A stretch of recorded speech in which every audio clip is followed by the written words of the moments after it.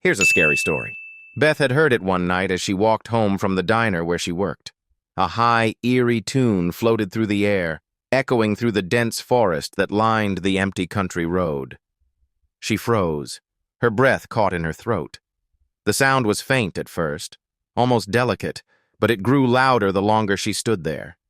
It wasn't a tune she recognized, and something about its sharp, lilting notes made her skin crawl.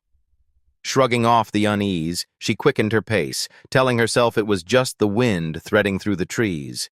Or maybe a bird, though she couldn't think of any bird that sang like that in the dead of night. By the time she got home, she had almost convinced herself it was nothing. Almost. The next night, the whistling came again. Beth heard it as she locked up the diner after her shift. It was closer this time, as if whoever, or whatever, was making it had moved to the edge of the woods just across the street. The same strange, haunting melody rose and fell in the still air, as though someone was playing a broken flute. "Hello?" she called out, her voice trembling. The whistling stopped. Beth stood there, waiting, her heart thudding against her ribs. She couldn't see anyone, but the feeling of being watched pressed down on her like a weight.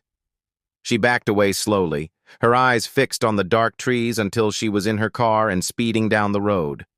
That night, she locked all her windows and double-checked the door. But she couldn't sleep. Every time she closed her eyes, she swore she could hear that faint, taunting whistle threading through the night. On the third night, it came closer.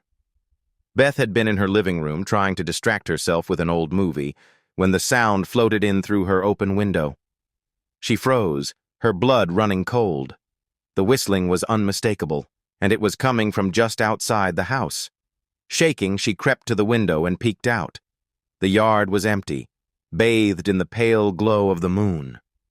But the whistling continued, loud and clear, as if the source of it was standing right beneath her window.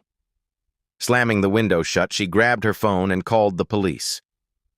"Someone's outside my house," she said, her voice barely above a whisper. By the time the cops arrived, the whistling had stopped. They searched the property and found nothing.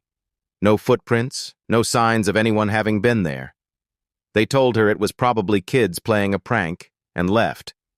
But Beth knew better. She could feel it in her bones. Whoever or whatever was making that sound wasn't a prankster. It wasn't human. The next night, the whistling came from inside the house. Beth woke to